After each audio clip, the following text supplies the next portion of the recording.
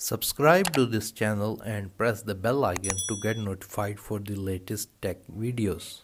Hey, what's up YouTube, this is Wasay here, and in this video I am going to show you how you can play videos or files with the format MPEG on your iPhone. So let's begin the video. On your iPhone, if you try to open any file with the format .mpeg, you're going to see it will not open the file. Instead, it will show you the file name, the format and its total size. So by default, the iPhone does not play MPEG videos or files, but there is a free app which we can use to play these kind of video formats. We're going to click on close and go back, and now we're going to open the App Store. You're going to search for this free app and you're going to download and install VLC Media Player on your iPhone. Once it is done, we're going to go back, and now we're going to again open the files application which contains our videos in the MPEG format. You're going to click on these three dots, click on select.